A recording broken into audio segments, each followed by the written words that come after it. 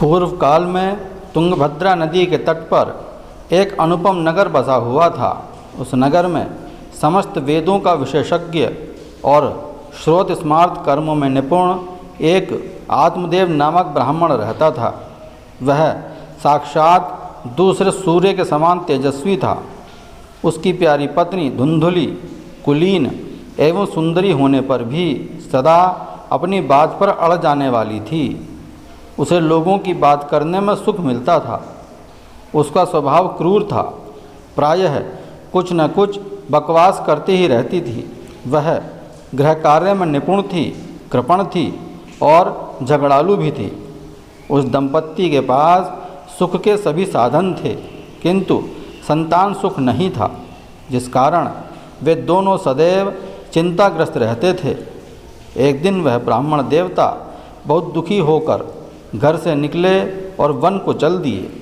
दोपहर के समय उसे प्यास लगी, इसलिए वह एक तालाब के निकट आया। संतान अभाव के दुख ने उसके शरीर को बहुत कमज़ोर कर दिया था, इसलिए थक जाने के कारण जल पीकर वह वहीं बैठ गया। 2 घड़ी बीतने पर एक सन्यासी महात्मा वहां आए। जब आत्मदेव ने देखा कि वे महात्मा जी जल पी चुके हैं, तब वह उनके पास गया और चरणों में नमस्कार करने के बाद लंबी लंबी सांसें लेने लगा। सन्यासी महात्मा ने पूछा, ब्राह्मण देव, क्यों दुखी हो? ऐसी तुम्हें क्या भारी चिंता है? तुम जल्द ही मुझे अपने दुख का कारण बताओ। ब्राह्मण ने कहा, महाराज, मैं अपने पूर्व जन्मों के पापों से संचित दुख का क्या वर्णन करूं?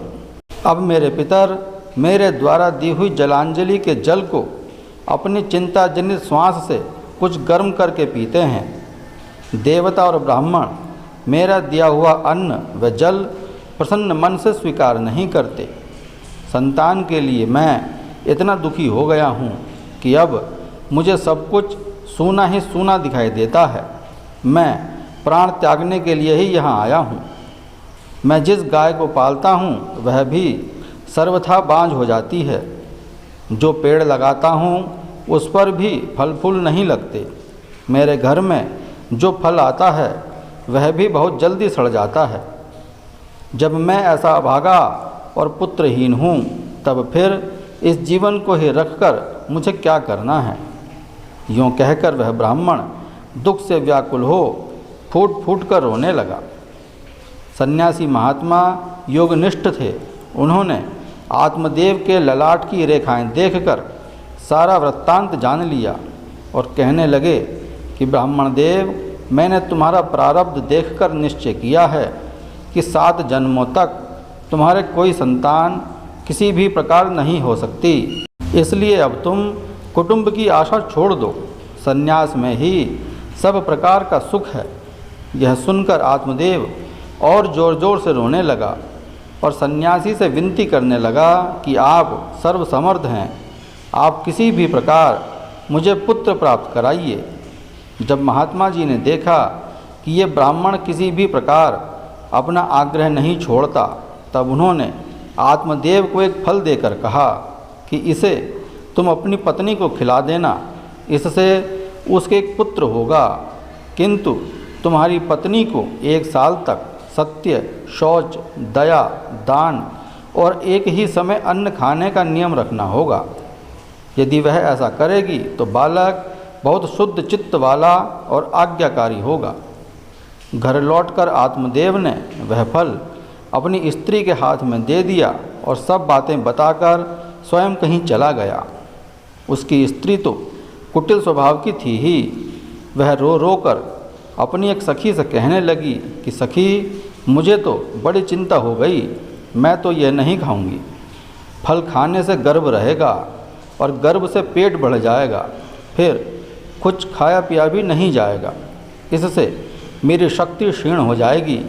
यदि कहीं गांव में डाकुओं का आक्रमण हो गया तो भला ये गर्भिणी स्त्री कैसे भागेगी?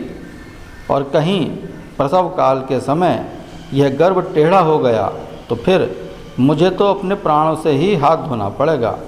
यूँ भी प्रसव के समय बड़ी भयंकर पीड़ा होती है। मैं सुकुमारी भला यह सब कैसे सह सकूंगी? मैं जब दुर्बल पड़ जाऊंगी तब मेरी ननद रानी आकर घर का सारा माल समेट ले जाएगी। जो स्त्री बच्चा जनती है उसे उस बच्चे के लालन पालन में भी बड़ा कष्ट होता है। मेरे विचार से तो बंध्या या विधवा स्त्रियां ही सुखी हैं। मन में ऐसे ही तरह तरह के कुतर्क उठने से उसने वह फल नहीं खाया, और जब उसके पति ने पूछा कि तुमने फल खा लिया, तब उसने कह दिया कि हाँ खा लिया, जबकि धुंधुली ने वह फल अपने आंगन में बंधी एक गाय को खिला दिया था। एक दिन उसकी बहन उसके घर आई, तब उसने अपनी बहन को सारा वृत्तांत सुनाकर कहा कि मेरे मन में इस बात की बड़ी चिंता है। उसकी बहन ने कहा कि मैं भी माँ बनने वाली हूँ, प्रसव होने पर वह बालक मैं तुझे दे दूँगी, तब तक तू गर्भवती के समान घर में गुप्त रूप से सुख से रह। तू मेरे पति को कुछ धन दे देगी तो वे तुझे अपना बालक दे देंगे। धुंधुली ने स्त्री स्वभाववश जो जो उसकी बहन ने कहा था वैसा ही सब किया।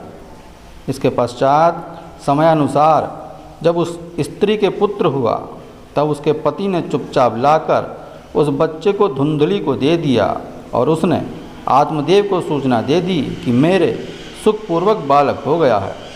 इस प्रकार आत्मदेव के पुत्र हुआ सुनकर सब लोगों को बड़ा आनंद हुआ।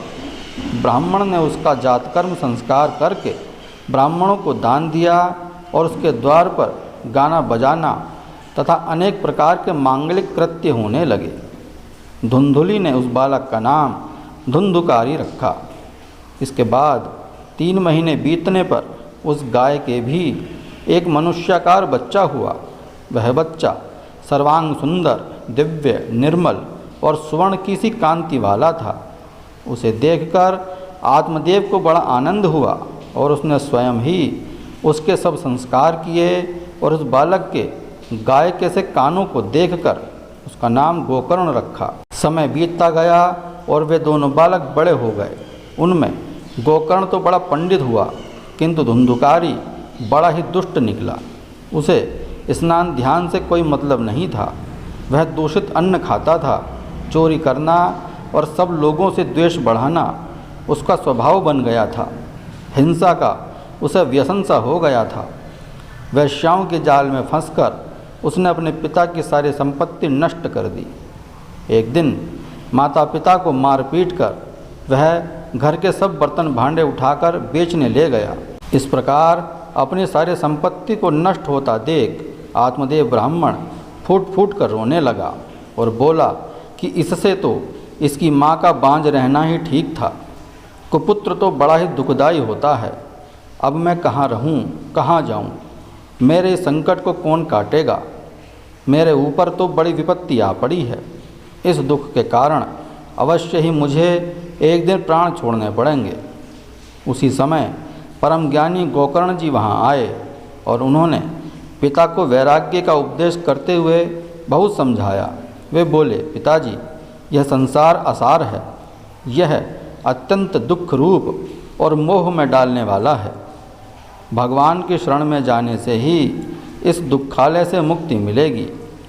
इस प्रकार पुत्र की वाणी से प्रभावित होकर आत्मदेव ने घर छोड़ दिया और वन की यात्रा की। यद्यपि उसकी आयु उस समय 60 वर्ष की हो चुकी थी, फिर भी उसकी बुद्धि में पूरी दृढ़ता थी। वन में रात दिन भगवान की सेवा पूजा करने से और नियम पूर्वक भागवत के 10वें स्कंद का पाठ करने से उसने भगवान श्री कृष्णचंद्र को प्राप्त कर लिया।